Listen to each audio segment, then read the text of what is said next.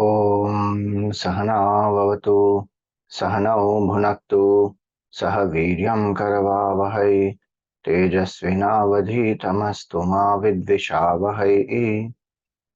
ॐ शान्ति शान्ति शान्ति।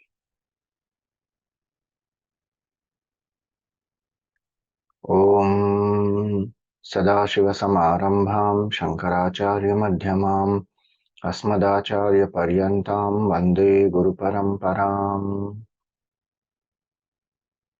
समस्तजनकल्याणे निरतं करुणामयं नमामि चिन्मयं देवं सद्गुरुं ब्रह्मविद्वरम्। ॐ नमस्ते अस्तु भगवन् विश्वेश्वराय महादेवाय त्र्यम्बकाय त्रिपुरान्तकाय त्रिकाग्निकालाय कालाग्निरुद्राय नीलकण्ठाय मृत्युञ्जयाय सर्वेश्वराय सदाशिवाय श्रीमन्महादेवाय नमः।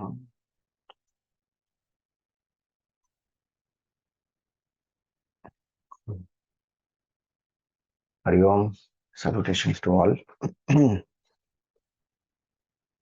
So today is the 11th day. Some of you, if you have been meditating every day consistently, 1/3 of our program is over today. So 2/3 to go. Maybe yes, may or may not be so easy to wake up in the morning every day and meditate. But if you have been able to do, then congratulations to you. It's grace of Bhagavan. We can think of Bhagavan is also because of grace of Bhagavan. We have been meditating on the Panchakshara mantra and along with Om, the Shadakshari mantra. So Om Namah Shivaya. We saw the Shadakshara Stotram, and where we saw that every alphabet of the mantra is a manifestation of the Supreme Lord. Same way there is a Panchakshara Stotram also, Shiva Panchakshara Stotram. So in Shadakshara Stotram, the mantra, because we add Om, so the shlokas begin with Omkaram Bindu Sanyuktam Nityam Dhyayanti Yoginaha. Panchakshara Stotram, it will begin with Namah Shivaya. It will begin with Na, so Namah Shivaya is the mantra.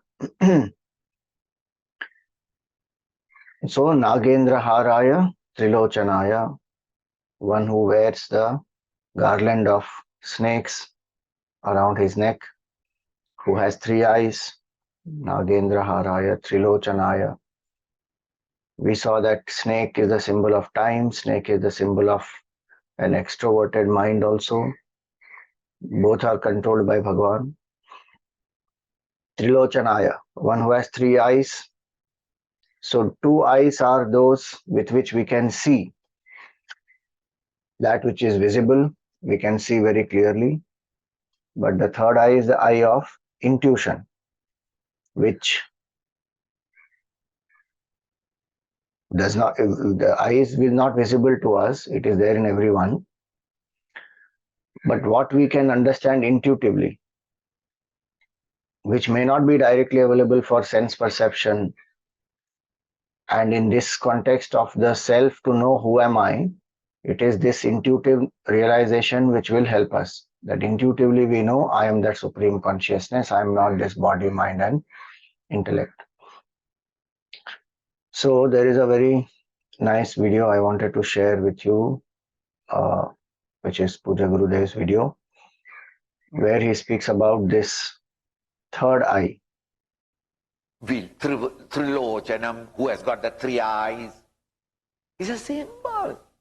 What are the stars standing in your flag?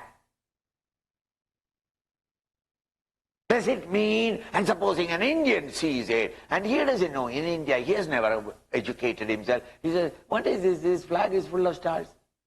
Are they all stargazers? Hey, he misunderstands. What can you do?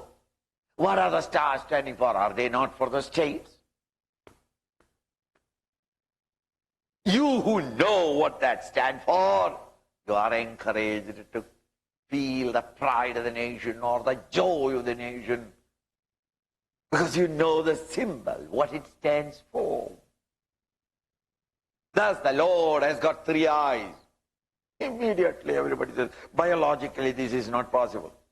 But the Lord that we are talking is not a product that came from the local hospital, maternity ward. See, three eyes doesn't mean that he has got another eye.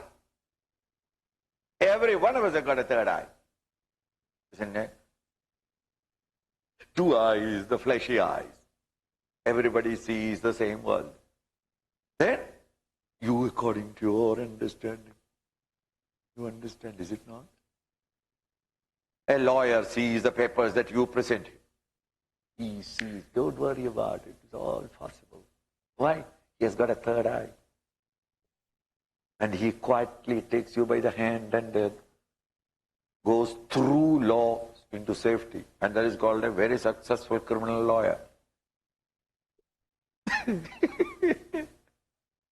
He knows about it. A jeweler. To you and I, anything bright is diamond. He knows the right but. So among a sack full of artificial diamonds, if there is one blue one that is there, which is really costly, the fellow picks it up and says, you can take the rest free. I will take only this. Because that is $30,000, while all of them put together is $3.50. Artificially made. But to you and I, everything that is flashy is diamond. Must have an eye to know it, isn't it? An engineer comes and says, I'm very sorry, it's not going to stand long. What do you mean it's done long? I made it. I don't think that the beam can stand it, that load. How? By his experience, by his knowledge. Every one of us got it.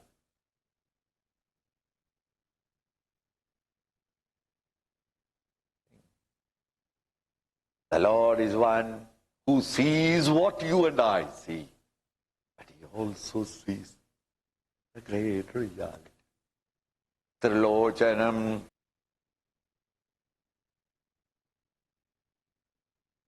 So, Bhagavan sees what you and I see, and he also sees that invisible reality, the absolute self. So, the third eye is there in each one of us, the eye of understanding intellectually and the eye of intuition, the eye through which we realize the self.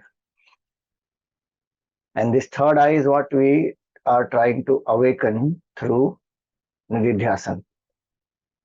Meaning, we are trying to realize the supreme consciousness as our true nature. So, Nagendra Haraya Trilochanaya Bhasmangaragaya Maheshwaraya, one who applies bhasma. So, ash is very dear to Bhagavan. The ash that we apply, nicely scented ash, vibhuti we may apply. But what ash does Bhagavan apply? It is the ash from the cremation ground.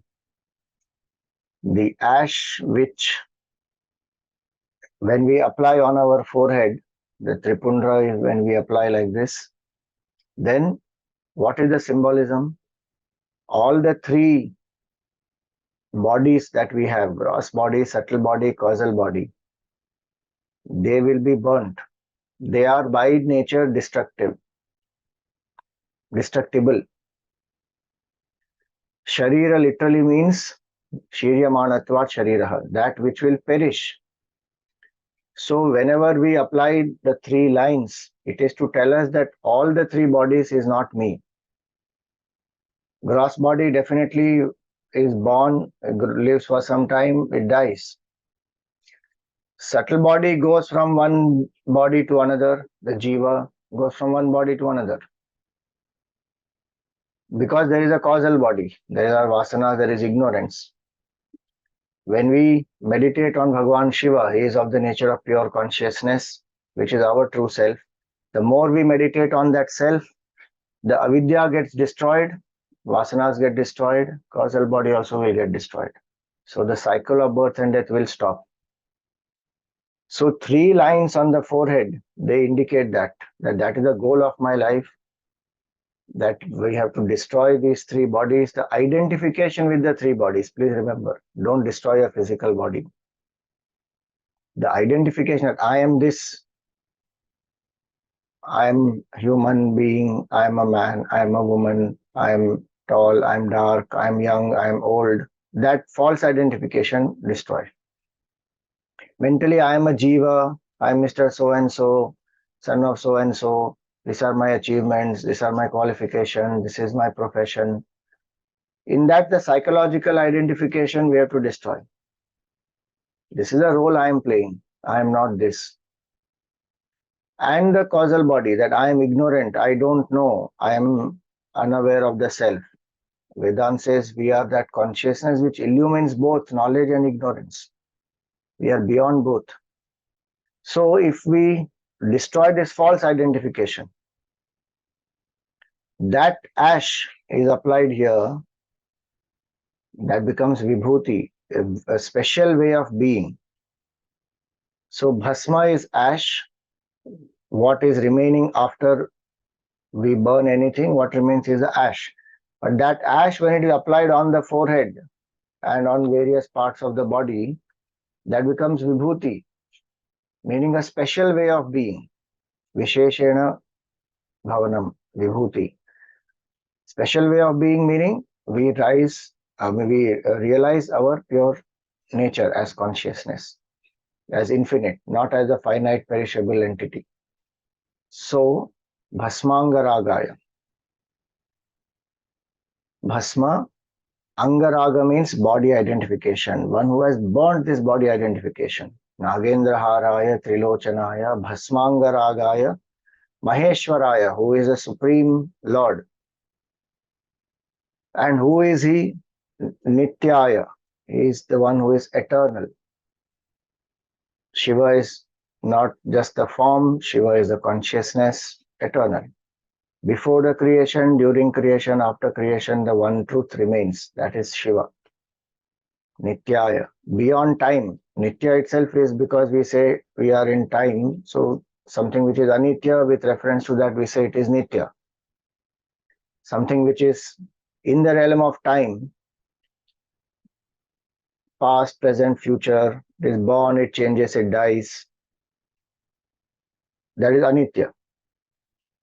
But one who is aware of this birth, change, death, that is timeless, eternal reality. So time is created when mind is there. When mind is not there, we don't experience time. In deep sleep, we don't experience time.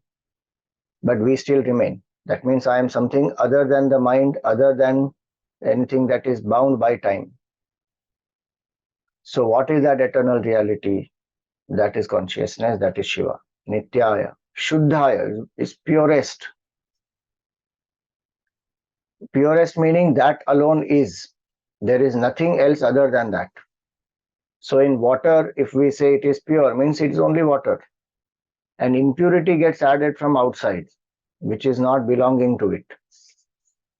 Some mud goes inside, some dust particle. Now that does not belong to water. So pure means that which alone is by itself. Bhagwan's nature is purity and Bhagwan is infinite in nature, and there is nothing else that can come from outside the Lord. Bhagwan alone is infinite, covering everything. Nityaya, Shuddhaya, Digambaraya. One who wears the clothes of directions, meaning, one meaning of Digambara is who does not wear clothes, who has no body identification at all. who does not consider this boundary as oneself. Space has no boundaries. So one who wears the clothes of space, meaning one who knows that I am all pervasive, I am not limited by form. Nityaya Shuddhaya Digambaraya Tasmai Nakaraya Namah Shivaya. Salutations to that Lord who is appearing as Nakara.